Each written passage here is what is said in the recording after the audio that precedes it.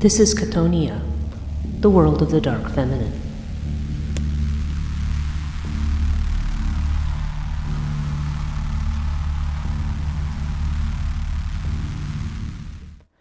Hello and welcome to Chthonia, the podcast dealing with the dark feminine. I'm your host, Breach Burke.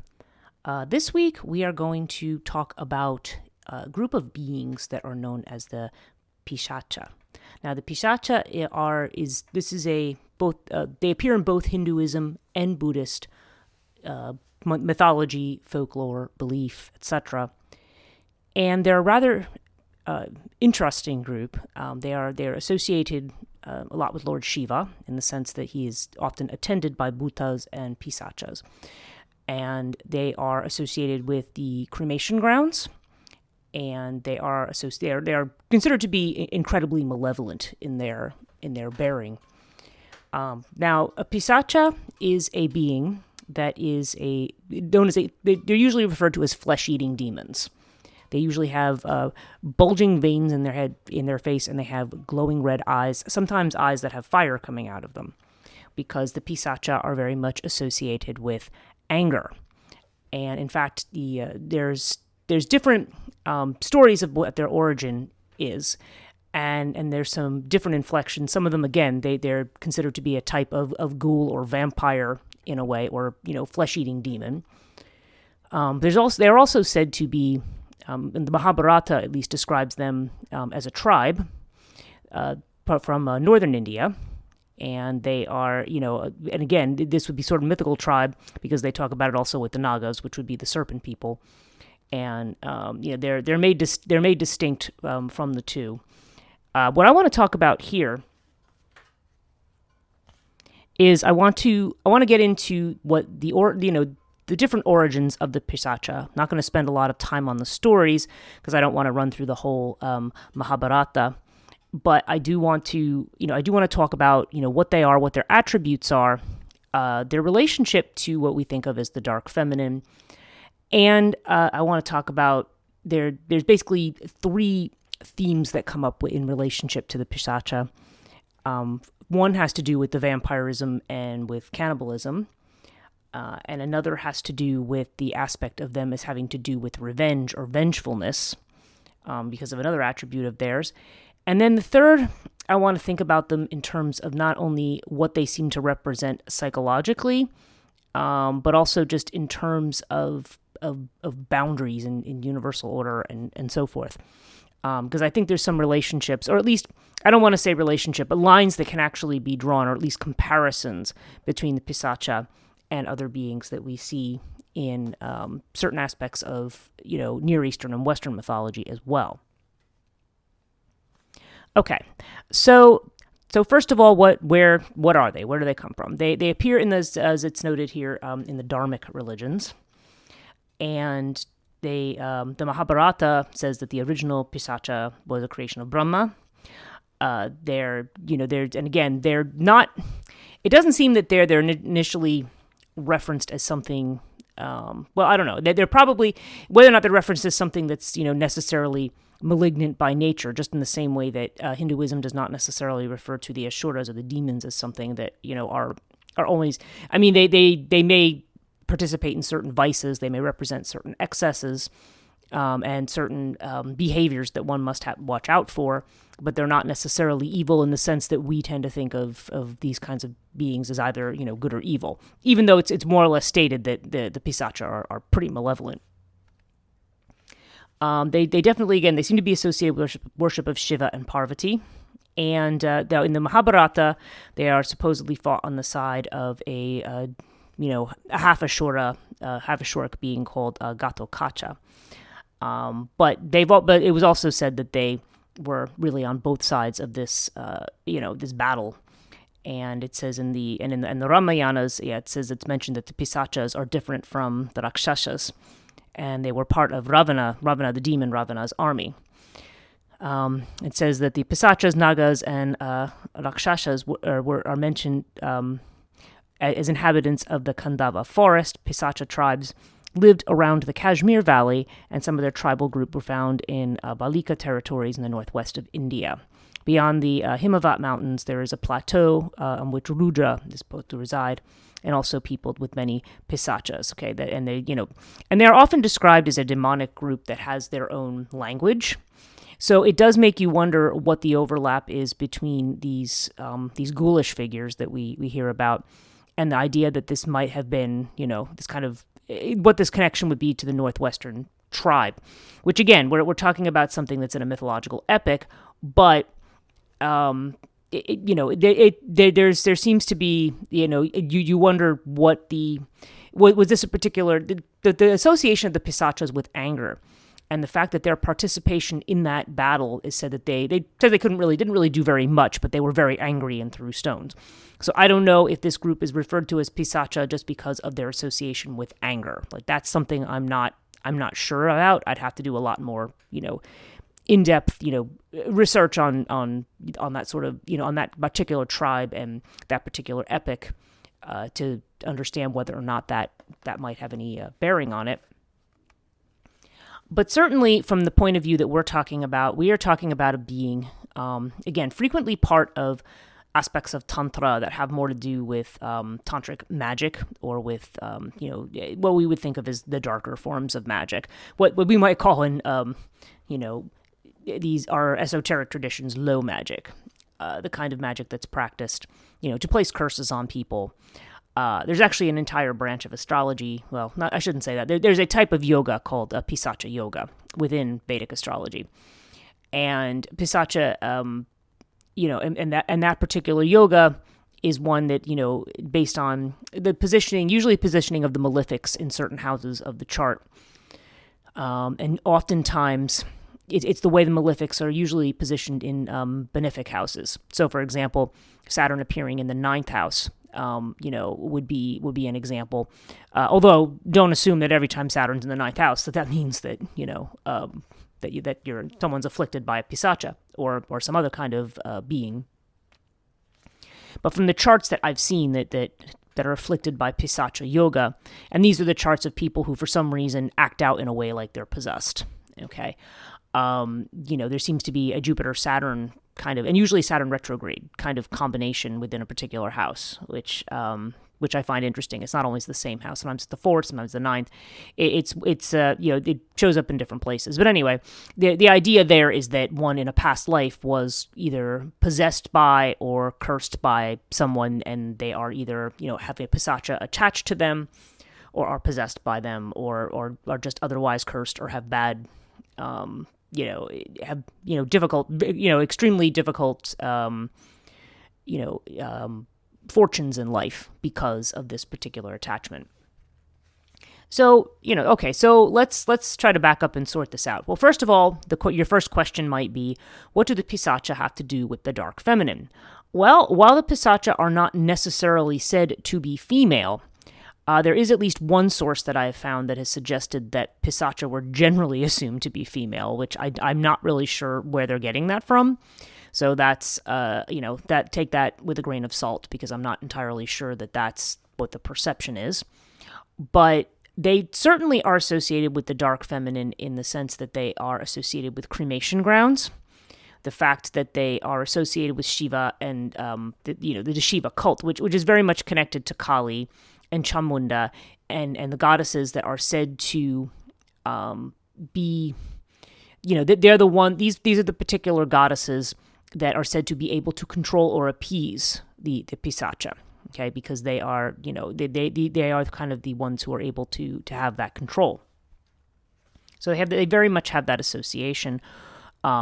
With and as we know, a lot of the tantric deities, they're not only female. Obviously, there are aspects of Shiva associated with the cremation grounds, but certainly the Hindu Tara, Kali herself, anything having to do not only with cremation but also with pollution. So right away we think about the Mahavidyas, and the fact that we see them associated with the vice of anger makes us think of Maheshwari, who is the Shakti of Shiva, and not by the way, not necessarily the same as Parvati. When we say to someone the Shakti of Shiva, what we mean is the kind of that feminine force behind him. A lot of times it will be described in different places as, oh, this is the wife of that deity, but they're not necessarily the wife of the deity. They are the Shakti.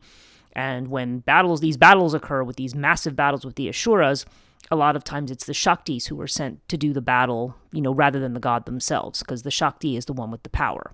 So that is, so in that sense, we see, so there's definitely some very strong feminine inflections, whether or not it's agreed that the Pisacha are feminine or not.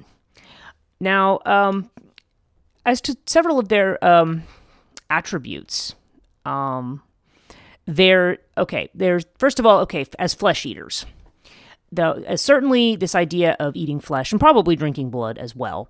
We definitely have this vampiric kind of vibe. And they are very similar and often seen in conjunction with another type of this kind of spirit known as Avetalas, which is a vampire. It's actually like a reanimated corpse. We tend to think of as a vampire, and also with bhutas, which are ghosts. So they're part of this host of like ghosts, ghouls, flesh eaters. Very ghoulish. I think that's really the real kind of quality that they have, the kind of being that you could most associate them with. And the vampiric part of it, as we have seen when we looked at other figures, we looked one December, wasn't last year, I think, but the year before, we had looked at some of the Bavan-shi, for example, in Scotland, or the other varieties of the succubus that have this vampiric quality. They're drawing the life force out of somebody, or drawing the blood out of somebody. Okay. Now it's worth noting that cannibalism in any kind of form, and of course, again, if they're not humans, I don't know that it's technically cannibalism really per se, unless, of course, if we assume that the Pisacha were once humans, and another train of thought about the Pisacha is that they are actually the ghosts of they're angry ghosts of those who have died violently or those who have committed violent crimes. Okay, there's different varieties that are mentioned in different places, but the Pisacha, like I said, they're generally associated with violence. And sometimes they are thought to be kind of an angry and vengeful dead. So we're going to talk about the vengeful aspect of them in a moment. But this idea of consuming of flesh, there's a couple of different inflections of this. Now, in Western psychological thinking, we always tend to associate the eating of flesh, which is a taboo. It's a taboo pretty much everywhere. And in Hinduism, it's not just the taboo of human flesh, but the eating of any kind of flesh. Like if you look at somebody who is a Brahmin, or somebody who practices Vedantic Hinduism, very strictly, you see a lot of Hindus who are also vegetarian. Maybe not necessarily. I do have Hindu friends who do eat meat, but it's not always the but it's more preferred, and especially in South India, I see a lot of my South Indian friends who are vegetarian, and vegetarianism seems to be the order of the day.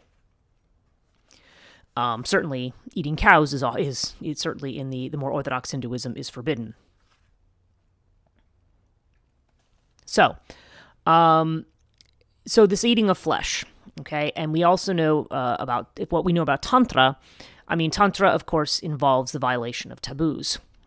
Eating of flesh is one of them. Drinking wine is another. Smoking of cannabis, or the ganja, is another one. And then there's a couple other things too that you're not supposed to have in Tantric. There's like several forbidden things. Okay, several forbidden things, and of course, flesh eating is one of them. But in Western psychological thinking, the idea of eating the flesh, eating human flesh, is it's a totemistic thing. Freud writes in Totem and Taboo. He also talks about killing of a totem animal for a tribe, and eating the flesh of that animal. And there tends to be, cannibalism can be about assuming the power of the being that you are killing and eating. Okay, so that, in eating, in killing and consuming the flesh, particularly somebody who might be very, very considered to be very powerful, or, a being, then the taking of that flesh is somehow grants you that power, okay, or the ingesting of that flesh. And the other particular aspect of this of flesh eating would have to do with atonement, the idea that you have a sacrifice and that there's an atonement that takes place through the eating of this flesh. And again, this is Western thinking. This is not Eastern thinking. And of course, one of the most obvious examples of that kind of sacrifice you see if you're a Catholic, you will see this in the communion rite, in which the bread and wine are supposed to be changed into the body and blood of Christ. And, people may not like to think of it that as a form of cannibalistic ritual. However, if you are really truly believing Catholic dogma, you believe that what happens when the priest says the words at the altar is a rite of transubstantiation, and that what you actually eat when you go up to the altar is flesh, and what you consume is blood. And in this case, the body and blood of Christ. And this, through this, there's actually kind of both things. There's a certain, perhaps a type of power that one might attain, or at least a stillness, something that allows one to be quote unquote Christ-like. And also they would associate that with atonement for guilt as well, like the idea that one can achieve salvation through the taking of communion. So, that this also may be a lot of the basis for Freud's idea about that. But certainly cannibalism, one thing that definitely is true is that it's a taboo. Okay, and it's important to note that within a tantric context, the importance of taboo and the importance of pollution. Okay, now the consuming of flesh. Now, if we go over to Eastern practice, again, we just said Hinduism generally frowns on the eating of flesh. It's not a lot of the Eastern religions. Jainism is another one, and even Buddhism in a certain aspect. They're not favorable towards eating flesh. Certainly not human flesh, but flesh of any kind. And and so what we're looking at here, when we're looking at those who are eating the flesh of dead corpses, we're immediately going to think of a particular tantric group known as the Aghori. Now, the Aghori are a group that they practice. They basically are going, achieving liberation, I guess you could say, or they are seeking that enlightenment, or that knowledge of that is beyond the obvious world. They're doing this through overcoming aversion and through committing acts that are considered to be socially abhorrent in a lot of ways. They and one of the things that the Aghori will do, they sit in the cremation grounds. Yes, they do drink wine, they do smoke cannabis, they do all these things, but they also will eat the flesh of corpses. Okay, so I've had questions. People have asked me about doing Aghori practices in the West, and I'm like, well, it probably wouldn't be legal anywhere in the West. But you do find Aghori certainly in India, and it's and there's people who call themselves Aghori in the West, and maybe they are. They're just not necessarily engaging in those extreme practices unless they go to India. But again, so there's this idea of one confronting taboo, and confronting aversion, because one of the big boundaries that we have is, in terms of our psyche, has to do with our aversion to things. When I teach classes, people have taken my dark feminine class. A lot of times I will start by showing a lot of different imagery, and I will say, are you attracted to this image or are you repelled by it? Because both things are very important. And I say this to my myth students as well. If they tell me that something is particularly... This is why when I teach myth, apologies to people who have given me arguments about triggers, but I said part of the point of being triggered is to break down the existing structure that you have, or make you confront the thing that you have an aversion to.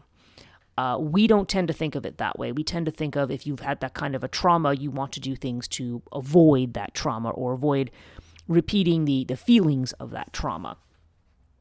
This, again, for however you want to view this, whatever your judgment is on it, this is a means of breaking down the personality, breaking down the identity, and breaking down you're breaking down social convention. Now, as I've always said, this is not this is not an advertisement for violating taboos and breaking laws. But one of the functions, again, you have to remember the important initiatory function of violating a taboo. A lot of times we're horrified at that idea, but there's again, it's the idea of breaking the wall. We claim a lot of things. We especially in our religious systems, the people who have grown up in either atheistic or they've grown up in, what we might think of as a monotheistic religious culture, either Christian, Jewish potentially, Islamic, anybody who's kind of grown up in that traditional system has a set of ethics and values and a kind of a dual system of thinking that we've inherited in our culture. And when they decide that they want to become pagan, like they say, I don't identify with this patriarchal system, or I don't identify, there's some aspect of it that they're disillusioned. They don't identify with the major religious institution anymore, and they may not even identify with the major figure, like Christ, for example. Then it becomes, then they start looking to deities who are outside of that. But oftentimes what happens is there becomes a worship or involvement with those deities that is not, it's not, really what it is it's taking the same mindset and the same dogmatic way of thinking in monotheism and just transferring it to an older god. Okay? So when we think about this idea of the flesh eater, it's, or these kinds of rituals that are, absolutely violent or abhorrent, or just, that we have a strong aversion to, and that we may have a very strong objection to. You have to remember that the actual nature of real hardcore initiation, and again, doesn't necessarily have to involve eating flesh, but initiations are, they're meant to break you down mentally in some way. They're ordeals. And so you have to think about the idea of the flesh eater as one who is confronting an aversion, okay, confronting a wall, breaking a wall, and there's a certain amount of power to be gained. Whether that's the goal of the person doing it or not. Their goal may not be to attain power. Some people are, and I don't know. I don't want to get into the discussion of, well, is it better to do things to attain siddhi or to attain power, or is it better to do it just for its own sake? I don't, because then now we're getting into moralistic judgments about, how one should practice, and I don't necessarily want to go off on that tangent. But when it comes to the Pisacha, they definitely embody that. They embody that kind of that aversion, that taboo, and their connection to anger, though. It's almost more like they become a test of the initiate. Now, we had talked about the Empusa last week in Greek mythology and their connection to Orphic initiation. And the thing I find interesting here is that the Pisacha almost have a very similar, at least in one of their aspects, have a very similar kind of a function. That they are, these kinds of ghouls and spirits that can distract the sadhak, or the person who is, on a particular path. If you ever go to an ashram and stay there, my guru's ashram is actually a really excellent example of this. Now, I have not been. I know many people who have. And what they've told me is, because a lot of times what we do is we see, gurus, like my guru is Mata Amritananda Mai, and a lot of people think of her as a lightweight. Oh, she's the hugging saint. She's this and that. She's not as lightweight as she appears to be. But people who live in her ashram, because they think, oh, you live with Amma and it's so beautiful, it's so magical, she's so sweet, she's huggy, this and that. You have never seen an angrier and nastier bunch of people. I don't want to say that they're all like that, but the way that they behave, sometimes the way the residents behave towards each other, especially the ones who have taken, who are brahmacharani, or who have, started to take the thing. Some of them are I mean, it's and even what I've seen at local programs. I mean, the kind of pettiness, the kind of absolutely vile anger and hatred that comes out for no reason whatsoever. And I know I've talked about this before, but honestly, it's like that's almost like that pisacha, or that type, not just the pisacha, but it's those kinds of elements that afflict the person who decides to follow that path, because that person has to pass through that aversion. That's why a lot of times I think the guru doesn't even stop things like that. I mean, she may scold people or whatever, but I feel like there's an idea that you are you are passing through, because at some point in your meditative practice or in your journey, you basically need to detach yourself from responding to anger. You detach yourself from responding to those. Those things just are. And the fact that things like the pisachas are created by Brahma kind of gives you the idea, they're created along with everything else. It's not like, he created all the good things, and then these bad things either came out of human error or were, came out of some catastrophe or something. It's just, no, they're all created at the same time, and there's not really a judgment about their goodness or badness at that point. Now, the first place I'd ever seen the pisacha mentioned was in it's a stotra. It's often sung, and I've heard it sung, and I don't have a singing voice, but I've sung it, called the Mahisashura Madini Stotra, which I have talked about in my lectures on Mahatantra. And, I have a 3-part podcast. If you've never heard that one, you could go back and listen to the Intro to Tantra podcasts. Now, the Mahisashura Mardini Stotra is basically, it was written, as a story of Durga and Durga's battle, against the forces of the great, what they think of as the great ego. It's usually the way it's translated. The Mahisashura. Mahisashura literally means great demon, great Ashura, right? The one that takes over the 3 worlds and lets the gods be forgotten. And, so everything is just about vice and greed and it to an excess. And so, of course, Durga is the Shakti. She's the manifestation of the great, Adi Shakti, who comes and fights and defeats these forces. Okay, and there's a whole lot of psychology to that, especially when you think about the names of what we think of as the demonic army, being things like passion and anger and the seeds of desire, like Rakta Bija, or and Shumba Nishumba, who are self-conceit and self-depreciation. I mean, you can see in kind of the psychology here of what's going on. There's a line, I think it's around I want to say it's verse 7 or 8 of the Mahisashura Mardini Stotra, which I have in front of me here. And it's, there's a couple of lines here. It's there's Samravishotita Shonita Bija, Samud Bhavan Shonita Bija Late, Shiva Shiva Shumba Nishumba Maha Hava Tarpita Bhuta Pishacha. And that is, the translation of that second line there, starting with Shiva Shiva, is not, it does not translate easily into English, and it's not even always agreed on in the different translations as to what it means.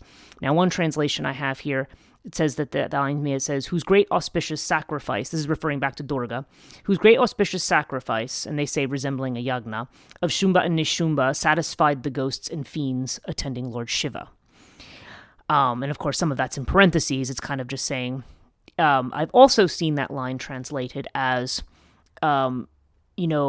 she who delights. Okay, there's the idea of something auspicious or something delightful. She delights in Shiva, and she also delights in the bhuta and the pisacha. And Shumba Nishumba. In other words, she delights in all of them. So there's a message there that they are, and again, the translations vary, but the feeling you get from this line is that, that there's no line between auspicious and inauspicious here. There is Shiva, there's the greatness of Shiva, and then, there's Shumba Nishumba, there's the bhuta, there's the pisacha. They're all in their own way, in some ways they are pleasing to the great goddess. Now, if we translate it the way that this translation I have in front of me, the inflection that they say is that Shumba and Nishumba are somehow sacrificed to please the bhuta and the pisacha. So that gives it a whole different way of thinking. And that leads me into the next thing that I wanted to talk about was the relationship of the pisacha to revenge. And in this way, they seem to be a little bit like the ghosts that you see in, say, Japanese folklore, where you'll have the ghosts of women who were wronged, who were left with child and the person took off, or who were murdered, or who were similar in some respects, not exactly the same to like the Aorai in Greek, or there's the idea of this restless spirit that was wronged and now comes back to haunt. And the pisacha are either seen as spirits of like those who died, through violence or through addiction, either at the hand of violence or by committing it themselves. Okay, so there is another school of thought, if you will, that the pisacha are actually, angry spirits, or similar to what we think of as the manas, the angry dead in Rome. Although the angry dead, the manas are not necessarily, that's kind of a catch-all term. It's just kind of assumed that a lot of the dead are angry because nobody likes being dead. But, so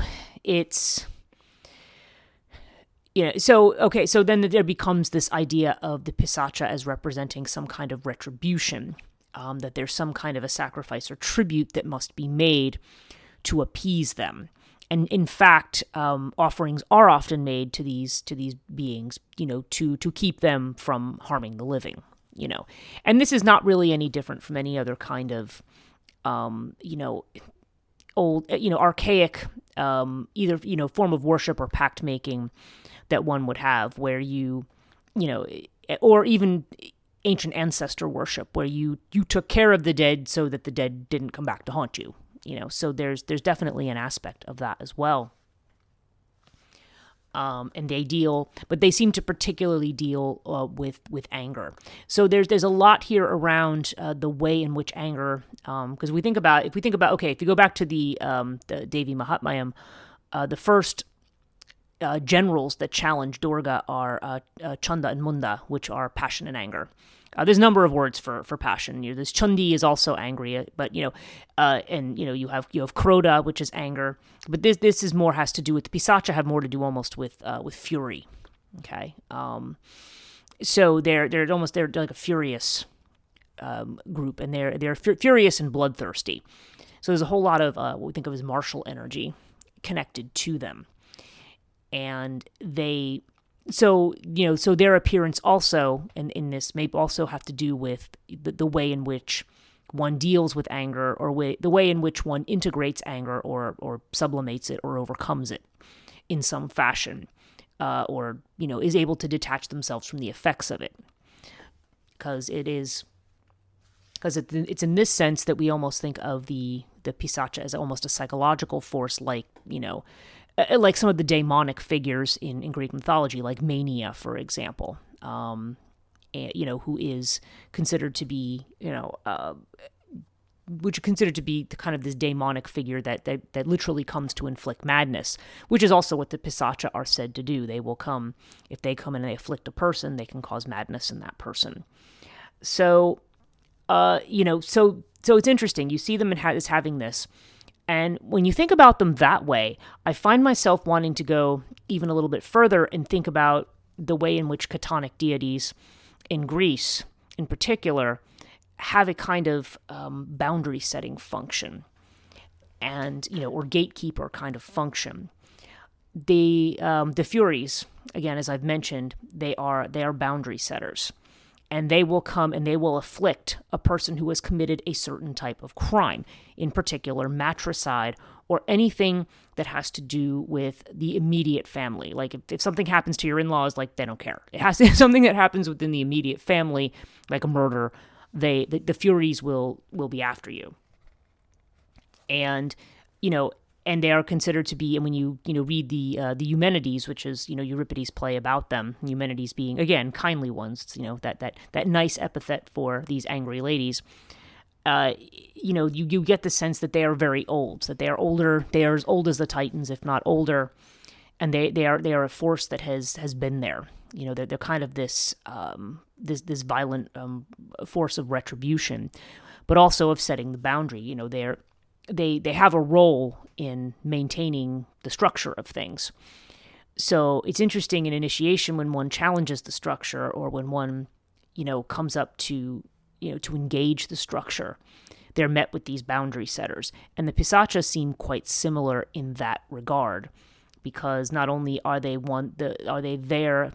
only is their manifestation something that can distract the sadhak from their path, but they also may come and exact revenge or seek appeasement for crimes that have been committed either against themselves or on behalf of other dead that have died in violent ways. So as we can see, they have a function. Okay, they're not just simply mindless, malevolent creatures that need to be destroyed or something. They have a place, and the Agori's engagement in practices that are related to them, to their aspect of flesh eating. Again, there's this idea of overcoming that particular power of the Pisacha, that being able to subsume that in some way, and gain power over that particular group of beings, or either by being able to control them, or just being, whether that means externally controlling these beings, or whether it means controlling what they tend to represent internally as well. As I've said many times, I feel that there's always a psychological component to these things that has to do with stuff that goes on in our psyche, and also with the external. There's really not necessarily a distinction between the internal and the external. We like to make one and say, well, that's a real thing and that's not a real thing. But it's all real in its own, in its own way, and not necessarily just in a symbolic way. The other thing about the Pisacha, they tend to, this idea, again, of flesh eating gets us associated with the idea of pollution.